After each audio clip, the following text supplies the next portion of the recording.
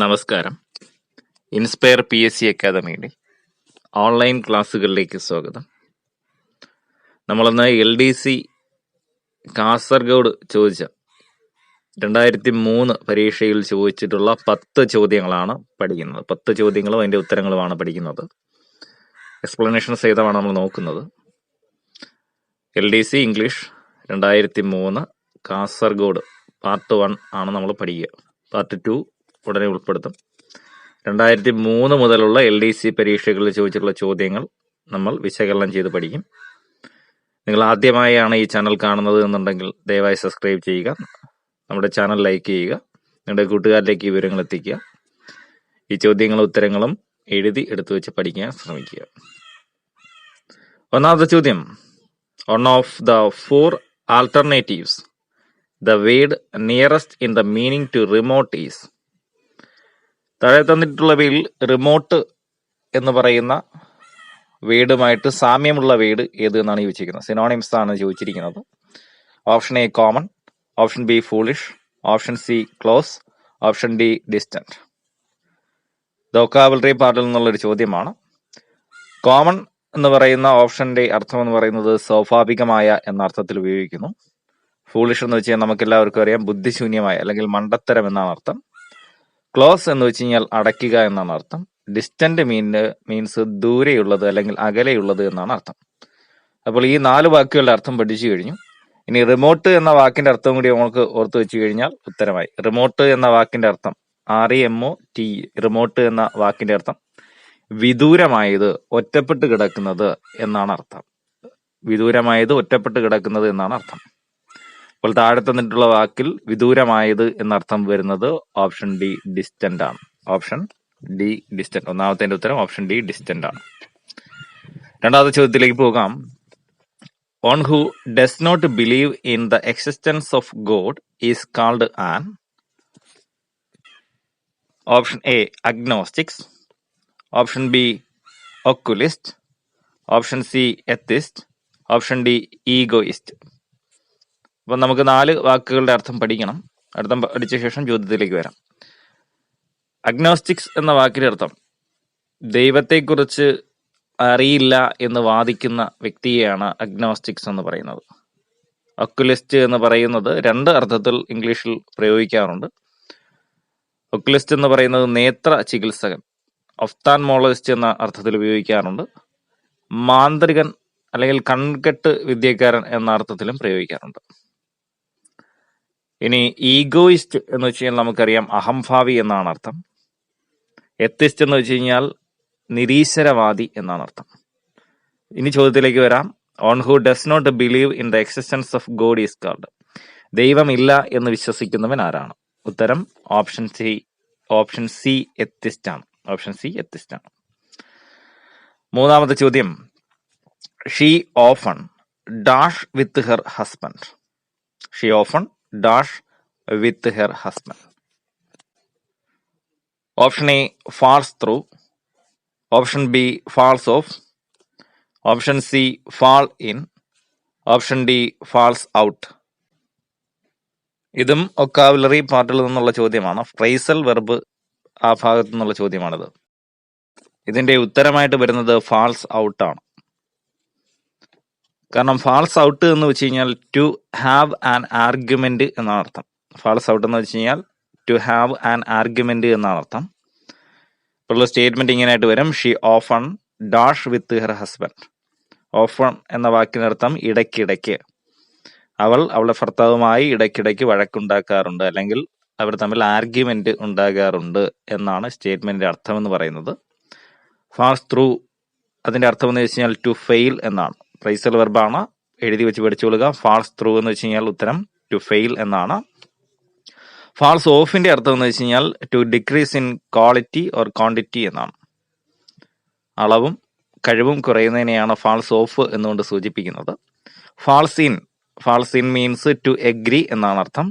ഇവിടെ ഉത്തരമായി വരുന്നത് ഫാൾസ് ഔട്ട് ആണ്. നമ്മൾ പറഞ്ഞു കഴിഞ്ഞു. ടു ഹാവ് ആൻ ആർഗ്യുമെന്റ് എന്നാണ് അർത്ഥം. പഠിച്ചുള്ളത് ഓഫൺ എന്ന വാക്ക് ഇടയ്ക്കിടയ്ക്ക് എന്ന് സൂചിപ്പിക്കുന്നതാണ്. അതുകൂടി ഒന്ന് എഴുതി വെക്കുക. ഇംഗ്ലീഷ് വളരെ സാധാരണക്കാർക്ക് വേണ്ടിയിട്ടാണ് നമ്മൾ പറയുന്നത്. അതുകൊണ്ടാണ് ഈ വാക്കുകളൊക്കെ എടുത്ത് പറയുന്നത്. നാലാമത്തെ ചോദ്യം, his strength consist dash his honesty. His strength consist dash his honesty. Option A of, option be in, option C of, option D into. Okay, നമുക്ക് നോക്കാം. ഇവിടെ ഉത്തരമായി വരുന്നത് ഓപ്ഷൻ ബി കൺസിസ്റ്റ് ഇൻ എന്ന അർത്ഥമാണ്. കൺസിസ്റ്റ് ഇൻ, കൺസിസ്റ്റ് ഓഫ് എന്നീ രണ്ട് പ്രയോഗങ്ങൾ മാത്രമേ ഉള്ളൂ. എ ഓർ ബി ഓപ്ഷൻ മാത്രമേ നമുക്കിവിടെ എടുക്കാൻ പറ്റത്തുള്ളൂ. ഓപ്ഷൻ സിയും ഡിയും നമുക്ക് ഒഴിവാക്കി കളയാൻ പറ്റും. ഇനി എങ്ങനെയാണ് ഓപ്ഷൻ കൺസിസ്റ്റ് ഓഫും ഇന്നും തിരിച്ചറിയുന്നത്, ഓപ്ഷൻ എയും ബിയും നമുക്ക് തിരിച്ചറിയുന്നത് എങ്ങനെയാണെന്ന് നമുക്ക് നോക്കാം. ഇവിടെ ഒരു 3 സ്റ്റേറ്റ്മെന്റുകൾ നമ്മൾ പറയുന്നുണ്ട്. 3 സ്റ്റേറ്റ്മെന്റിന്റെ അടിസ്ഥാനത്തിലാണ് നമ്മളിത് ചർച്ച ചെയ്യുന്നത്, മനസ്സിലാക്കിക്കൊള്ളുക. കൺസിസ്റ്റ് ഇൻ എന്ന് പറഞ്ഞു കഴിഞ്ഞാൽ നിലകൊള്ളുക എന്ന അർത്ഥത്തിൽ ഉപയോഗിക്കണം. കൺസിസ്റ്റ് ഓഫ് എന്ന് പറഞ്ഞു കഴിഞ്ഞാൽ ഉൾക്കൊള്ളുക എന്ന അർത്ഥം എടുക്കണം. ഓക്കെ, സ്റ്റേറ്റ്മെന്റ് നോക്കുക. The beauty of the city consist in its magnificent building.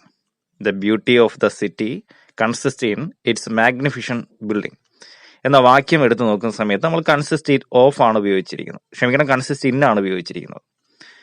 അപ്പോൾ നിലകൊള്ളുക എന്ന അർത്ഥത്തിലാണ് കൺസിസ്റ്റ് ഇൻ ഉപയോഗിക്കുന്നത്. ഇവിടെ ഈ സ്റ്റേറ്റ്മെന്റ് പരിശോധിച്ച് നോക്കുക. ഇവിടെ നഗരത്തിന്റെ സൗന്ദര്യത്തിന്റെ പ്രധാന ഘടകം എന്ന് പറയുന്നത് രാജകീയ പ്രൗഢിയുള്ള കെട്ടിടങ്ങളാണ്. ഓക്കെ, അപ്പോൾ രാജകീയ പ്രൗഢി നിലനിൽക്കുന്നത് ആ കെട്ടിടങ്ങൾ ഉള്ളത് കൊണ്ടാണ്. ആ അർത്ഥത്തിൽ നമുക്ക് നഗരത്തിന്റെ സൗന്ദര്യം നിലനിൽക്കുന്നത് രാജകീയ പ്രൗഢിയുള്ള കെട്ടിടങ്ങൾ ഉള്ളത് കൊണ്ടാണ്. അപ്പൊ നിലനിൽക്കുക എന്ന അർത്ഥത്തിൽ കൺസിസ്റ്റ് ഇൻ ഉപയോഗിക്കുന്നു.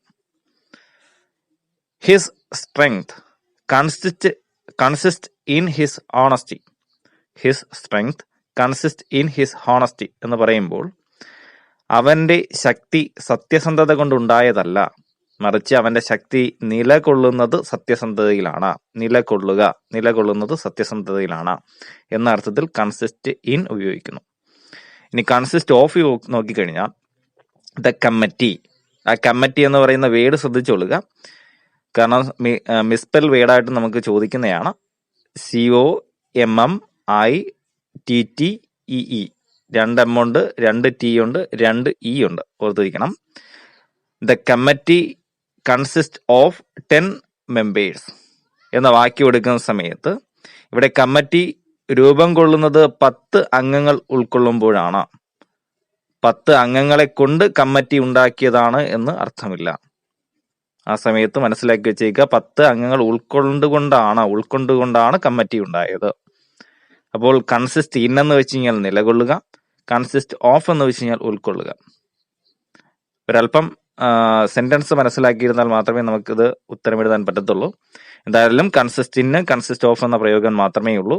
ഇത് ജസ്റ്റ് ഒന്ന് വർക്ക് ചെയ്തെടുക്കുന്ന സമയത്ത് നമുക്ക് കൃത്യമായി മനസ്സിലാക്കുന്നതാണ്. ഓക്കെ, ഇത് ജസ്റ്റ് ഒന്ന് കേട്ട് ഒന്ന് എഴുതി വെച്ചോളുക. ഓക്കെ, 5ാമത്തെ ചോദ്യത്തിലേക്ക് പോകാം. 5ാമത്തെ ചോദ്യവും വൊക്കാബുലറി പാർട്ടിൽ നിന്നുള്ള ചോദ്യമാണ്. Dried food, hat etcetera four horses and farms animals are called. Dried food, hat, etc. for horses and farms animals are called. Option A fodder, option B freak, option C flora, option D fauna. Option D fauna. ഈ 4 വാക്കുകളുടെ അർത്ഥം പറഞ്ഞാൽ മാത്രമേ നമുക്ക് എടുക്കാൻ പറ്റത്തുള്ളൂ. ആദ്യം 4 വാക്കുകളുടെ അർത്ഥം പഠിക്കാം, പിന്നീട് ക്വസ്റ്റ്യനിലേക്ക് വരാം. ഫോഡർ എന്ന് വെച്ച് കഴിഞ്ഞാൽ വൈക്കോൽ എന്നാണ് അർത്ഥം, അല്ലെങ്കിൽ കന്നുകാലി തീറ്റ എന്നാണ് അർത്ഥം. ഫോഡർ മീൻസ് ഇപ്പം നമുക്ക് വൈക്കോൽ എന്ന അർത്ഥത്തിൽ എടുക്കാം. ഓപ്ഷൻ ബി ഫ്രീക്ക് എന്ന് വെച്ച് കഴിഞ്ഞാൽ അത്ഭുതപ്പെടുത്തുക എന്നർത്ഥം. ഫ്ലോറ എന്ന് പറയുന്ന ഒരു സസ്യവർഗത്തെയാണോ ഫ്ലോറ എന്ന് പറയുന്നത്. ഓപ്ഷൻ സി ഫ്ലോറ എന്ന് വെച്ചുള്ള സസ്യവർഗമാണ്. ഓപ്ഷൻ ഡി ഫൗന എന്ന് പറയുന്നത് ജന്തുജാലങ്ങളെ പൊതുവെ പറയുന്നതാണ് ഫൗന എന്ന് പറയുന്നത്. ഇനി നമുക്ക് ചോദ്യത്തിലേക്ക് വരാം. ഡ്രൈഡ് ഫുഡ്, നമുക്കറിയാം ഫ്രഷ് ഫ്രൂട്ട് ഉണ്ട്, ഡ്രൈ ഫ്രൂട്ട് ഉണ്ട്. ഫ്രൂട്ടിനെ ഉണക്കി സൂക്ഷിക്കുന്നതാണ് ഡ്രൈ ഫ്രൂട്ട്. അങ്ങനെയാണെങ്കിൽ കന്നുകാലികൾക്ക് വേണ്ടിയിട്ടുള്ള ഡ്രൈ ഫ്രൂട്ടിനെ എന്ത് പറയുന്നു, അല്ലെങ്കിൽ ഡ്രൈ ഫുഡിനെ എന്ത് പറയുന്നു എന്ന് ആലോചിച്ച് നോക്കുക. നമ്മളിവിടെ തന്നിരിക്കുന്ന ഓപ്ഷനിൽ ഓപ്ഷൻ എ ഫോഡർ മാത്രമേ ഉള്ളൂ. ഫോഡർ മീൻസ് വൈക്കോൽ എന്നാണ് അർത്ഥം വരുന്നത്. അപ്പോൾ ഉത്തരം ഓപ്ഷൻ എ ആയിട്ട് വരും. 6ാമത്തെ ചോദ്യത്തിലേക്ക് നോക്കാം. The counting of votes has been going on since morning, but no result have been announced. English ആയതുകൊണ്ടാണ് നമ്മൾ ഇത്രയും സമയം എടുക്കുന്നത്. The counting of votes has been going on since morning, but no result have been announced. Option A now, option B so far, option C finally, option D eventually. ഇത് grammar party എന്നുള്ള ചോദ്യമാണ്. ഈ ചോദ്യത്തിനകത്ത് തന്നെ നമുക്കുള്ള ഉത്തരം ഒളിഞ്ഞിരിപ്പുണ്ട്. നോക്കിക്കൊള്ളുക. നമ്മൾ എങ്ങനെ കണ്ടുപിടിക്കുന്നു നോക്കിക്കൊള്ളുക. ബേസിക്കലി ക്വസ്റ്റ്യൻ കാണുമ്പോൾ തന്നെ നമുക്ക് മനസ്സിലാവും no result have been announced. Result ഇതുവരെയും പ്രഖ്യാപിച്ചിട്ടില്ല. അപ്പോൾ ഇതൊരു നെഗറ്റീവ് സെന്റൻസ് ആണ്. ഇനി ഹാവ് ബീൻ എന്ന് പറയുന്ന ആ വെർബ് നോക്കുക. ഹാവ് ബീൻ നമ്മൾ ഉപയോഗിക്കുന്നത് പ്രസന്റ് പെർഫെക്റ്റ് ടെൻസിലാണ്. പ്രസന്റ് പെർഫെക്റ്റ് ടെൻസിലാണ് ഹാവ് ബീൻ നമ്മൾ ഉപയോഗിക്കുക. അപ്പോൾ പ്രസന്റ് പെർഫെക്റ്റ് ടെൻസിൽ ഉപയോഗിക്കുന്ന നെഗറ്റീവ് വേർഡ് ഏതാണെന്ന് നോക്കണം. പ്രസന്റ് പെർഫെക്റ്റ് ടെൻസിൽ ഉപയോഗിക്കുന്ന നെഗറ്റീവ് വേർഡുകൾ എന്ന് പറയുന്നത് സോ ഫാറും യെറ്റുമാണ്. So far, SOFAR, so far, yet, YET, yet എന്നിവയാണ്. അത് യെറ്റ് വന്നിട്ടില്ല, സോ ഫാർ മാത്രമേ ഉള്ളൂ. അതുകൊണ്ട് തന്നെ കൺഫ്യൂഷന്റെ കാര്യമില്ല. ഓപ്ഷൻ ബി സോ ഫാർ ഉത്തരമായി പരിഗണിക്കുന്നു. ഓക്കെ, ഹാവ് ബീൻ എന്ന് പറയുന്നത് ഏത് ടെൻസ് ആണെന്ന് ആദ്യം നോക്കുന്നു. അല്ലെങ്കിൽ ഹാവ് ബീൻ വന്നു കഴിഞ്ഞാൽ, നെഗറ്റീവ് സെന്റൻസ് ഹാവ് ബീൻ വന്നു കഴിഞ്ഞാൽ ഉപയോഗിക്കേണ്ട നെഗറ്റീവ് വേർഡുകളാണ് സോ ഫാറും യെറ്റും. അങ്ങനെ തന്നെ കാണാതെ പഠിച്ചു വെച്ചേക്കുക. 7ാമത്തെ ചോദ്യത്തിലേക്ക് പോകാം. The opposite of humble is. Okay, ഇതും വൊക്കാബുലറി പാർട്ട് എന്നുള്ളൊരു ചോദ്യമാണ്. നമുക്ക് നോക്കാം. Option A proud, option B honest, option C bold, option D generous. Option A proud. പ്രൗഡിന്റെ അർത്ഥം എന്ന് പറയുന്നത് അഭിമാനം എന്നാണ്. ഓണസ്റ്റ് എന്ന് വെച്ച് കഴിഞ്ഞാൽ ആത്മാർത്ഥതയുള്ളത്. ബോൾഡ് എന്ന് വെച്ച് കഴിഞ്ഞാൽ ധീരമായത്. ജനറസ് എന്ന് വെച്ച് കഴിഞ്ഞാൽ ധീരനായ എന്നാണ് അർത്ഥം. അപ്പോൾ ഹംബിളിന്റെ വാക്കുകൂടെ അറിഞ്ഞു കഴിഞ്ഞാൽ നമുക്ക് ഉത്തരമായി. ഹംബിൾ മീൻസ് വിനയമുള്ളത് എന്നാണ് അർത്ഥം. അപ്പോൾ വിനയമുള്ളവന്റെ ഓപ്പോസിറ്റ് വേർഡ് എന്താണ്? പ്രൗഡ് എന്ന് വെച്ച് കഴിഞ്ഞാൽ അഭിമാനമുള്ളത്, ഓണസ്റ്റ് എന്ന് വെച്ച് കഴിഞ്ഞാൽ ആത്മാർത്ഥതയുള്ളത്, ബോൾഡ് എന്ന് വെച്ച് കഴിഞ്ഞാൽ ധീരമായത്, ജനറസ് എന്ന് വെച്ച് കഴിഞ്ഞാൽ ധീരനായ എന്നാണ് അർത്ഥം. അപ്പോൾ വിനയമുള്ളവനെ നമുക്ക് എന്തും പറയാൻ പറ്റും, ഒരു കുഴപ്പമില്ല. എന്നാൽ അഭിമാനമുള്ളവനെ നമുക്ക് വല്ലതും പറയാൻ പറ്റുമോ? ഒന്നും പറയാൻ പറ്റത്തില്ല. അപ്പോൾ ഹംബിളിന്റെ ഓപ്പോസിറ്റ് ആയിട്ട് നമുക്ക് എന്ത് മാറും? പ്രൗഡ് മാറും. ഓപ്ഷൻ എ പ്രൗഡ് ഹംബിളിന്റെ ഓപ്പോസിറ്റ് ആണ്. ഈ വേടൊക്കെ ഒന്ന് എഴുതി വെച്ചേക്കണം, കാരണം ഇതൊക്കെ സോൾവ്ഡ് ചോദ്യങ്ങളാണ്. 8ാമത്തെ ചോദ്യം നോക്കാം. They moved to a bigger house dash they might live more comfortably. They moved to a bigger house dash they might live more comfortably. Option A in case, option B so that, option C as if, option D as long as. 4 അർത്ഥവും നമുക്ക് നോക്കണം. Option A in case. In case എന്ന് വെച്ച് കഴിഞ്ഞാൽ അങ്ങനെയാണ് എങ്കിൽ, ഇതെല്ലാം ഒരു കണ്ടീഷനാണ്. ഇൻ കേസ് എന്ന് വെച്ചാൽ അങ്ങനെയാണ് എങ്കിൽ. Option B so that. So that means ആയതിനാൽ എന്ന അർത്ഥത്തിൽ ഉപയോഗിക്കുന്നു. ആസിഫ്. ആസിഫ് എന്ന് വെച്ച് കഴിഞ്ഞാൽ എന്ന പോലെ എന്ന അർത്ഥത്തിൽ ഉപയോഗിക്കുന്നു. ആസ് ലോങ് ആസ്, എത്ര കാലത്തോളം എന്ന അർത്ഥത്തിൽ ഉപയോഗിക്കുന്നു. ഓക്കെ, ഇനി സെന്റൻസിന്റെ അർത്ഥം നമുക്ക് പരിശോധിക്കാം. സെന്റൻസിന്റെ അർത്ഥം പറയുന്നത് ഇതാണ്: കൂടുതൽ സൗകര്യത്തിൽ താമസിക്കുന്നതിന് വേണ്ടി അവർ വലിപ്പം കൂടിയ വീട്ടിലേക്ക് താമസം മാറ്റി എന്ന അർത്ഥമാണ് ഇവിടെ വരേണ്ടത്. ഓക്കെ, അപ്പോൾ നമുക്കിവിടെ ആയതിനാൽ, കൂടുതൽ സൗകര്യം വേണ്ടതിനാൽ, അപ്പോൾ സോ ദാറ്റ് എന്നാണ് നമുക്കിവിടെ വരേണ്ടത്. ബാക്കി 3 കണ്ടീഷൻസ് ഉണ്ട്. നമുക്ക് വീഡിയോ ലെങ്ത് ആയി പോകുന്നു എന്നതുകൊണ്ടാണ് നമ്മളിത് പറയാത്തത്. എന്നാലും സാധാരണക്കാർ എടുത്തു വെച്ചേക്കുക. സോ ദാറ്റ് എന്ന് വെച്ച് കഴിഞ്ഞാൽ ആയതിനാൽ എന്ന അർത്ഥത്തിൽ പ്രയോഗിക്കുന്നു. ആസിഫ് എന്ന് വെച്ച് കഴിഞ്ഞാൽ എന്ന പോലെ എന്ന അർത്ഥത്തിൽ പ്രയോഗിക്കുന്നു. ആസ് ലോങ് ആസ് എന്ന് വെച്ചാൽ എത്ര കാലത്തോളം എന്ന അർത്ഥത്തിൽ പ്രയോഗിക്കുന്നു. ഇൻ കേസ് എന്ന് വെച്ചാൽ അങ്ങനെയാണെങ്കിൽ എന്ന അർത്ഥത്തിൽ പ്രയോഗിക്കുന്നു. ഈ കണ്ടീഷൻസിന്റെ ഓരോ വീഡിയോകൾ നമ്മൾ ഇടും. സോ ദാറ്റ് വരുന്ന കണ്ടീഷൻ വെച്ചുകൊണ്ട് നമ്മൾ ഒരുപാട് ഇതിടും. അതുകൊണ്ടാണ് നമ്മൾ അതിനെക്കുറിച്ച് ചർച്ച ചെയ്യാത്തത്. ഇത് തൽക്കാലം ഒന്ന് എഴുതി വെച്ചേക്കുക. നമുക്ക് പിന്നീട് വരുന്ന പരീക്ഷയ്ക്ക് കുറച്ച് മാർക്ക് ലഭിക്കുവാൻ ഇതിങ്ങനെ ഓർത്ത് വെച്ച് കഴിഞ്ഞാൽ പ്രയോഗിക്കും. ഇതിന്റെ കണ്ടീഷൻ വെച്ചുള്ള കേസ് നമ്മൾ വീഡിയോ ചെയ്യുന്നതാണ്. ഓക്കെ, 9ാമത്തെ ചോദ്യത്തിലേക്ക് പോവുകയാണ്. The summary or outline of A book, play etcetera is known as. ഒരു ബുക്കിന്റെ സമ്മറി അല്ലെങ്കിൽ ഒരു നാടകത്തിന്റെ സമ്മറിയൊക്കെ പറയുന്നത് എന്താണ്? Option A synonym, option B syndrome, option C syntax, option D synopsis. Option D synopsis. 4 വാക്കിന്റെ അർത്ഥം പറഞ്ഞാൽ മാത്രമേ നമുക്ക് പറയാൻ പറ്റത്തുള്ളൂ. ഓപ്ഷൻ എ സിനോണിംസ് നമുക്ക് അറിയാവുന്നതാണ്. പര്യായ പദത്തിനെ അല്ലെങ്കിൽ സെയിം അർത്ഥമുള്ള പദത്തിനെയാണ് സിനോണിംസ് എന്ന് പറയുന്നത്. സിൻഡ്രം എന്ന് വെച്ച് കഴിഞ്ഞാൽ രോഗലക്ഷണങ്ങൾ എന്നാണ് അർത്ഥം. സിൻടാക്സ് എന്ന് വെച്ച് കഴിഞ്ഞാൽ പദവ്യവസ്ഥയെയാണ് സിൻടാക്സ് എന്ന് പറയുന്നത്. പദങ്ങളെ എങ്ങനെ ചേർക്കണം എന്ന് പറയുന്നതാണ് സിൻടാക്സ് എന്ന് പറയുന്നത്. ഉദാഹരണമായിട്ട് മലയാളത്തിൽ പറഞ്ഞു കഴിഞ്ഞാൽ നമ്മൾ വൃത്തമൊക്കെ പഠിക്കും. ശതകാകളി വൃത്തത്തിൽ 2-ാം പാദത്തിൽ അന്ത്യമായി 2 അക്ഷരം കുറിച്ചിടിൽ അത് കാകളിയാകിടും എന്നൊക്കെ പറഞ്ഞുകൊണ്ട് നമ്മൾ കുഞ്ഞു ക്ലാസ്സിലെ പഠിച്ചിട്ടുണ്ട്. അപ്പോൾ പദവ്യവസ്ഥയാണ് സിൻടാക്സ് എന്ന് പറയുന്നത്. ഇനി സിനോപ്സിസ് എന്തെന്ന് നോക്കാം. സിനോപ്സിസിനെ രത്ന ചുരുക്കം എന്നാണ് പറയുന്നത്. അപ്പോൾ ഇവിടുത്തെ ഉത്തരമായിട്ട് സിനോപ്സിസ് വരും. The summary or outline of A book or play is called synopsis ആണ്. 10ാമത്തെ ചോദ്യത്തിലേക്ക് പോകാം. The new manager has dash many changes.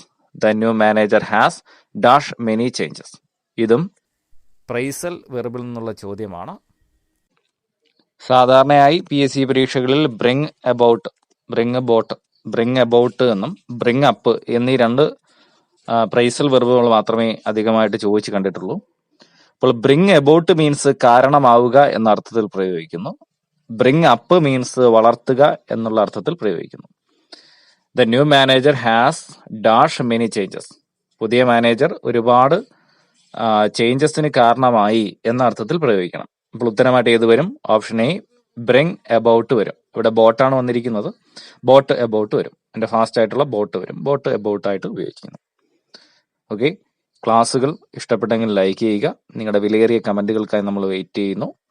ഇതിന്റെ ബാക്കി 11 മുതലുള്ള 20 ചോദ്യങ്ങളുമായി നമുക്ക് കാണാം. അങ്ങനെ 2003 മുതലുള്ള ഇംഗ്ലീഷ് പരീക്ഷയിൽ LDC പരീക്ഷയിൽ ചോദിച്ചിട്ടുള്ള മിക്ക ചോദ്യങ്ങളും നമ്മൾ ചർച്ച ചെയ്യും. Okay, thank you.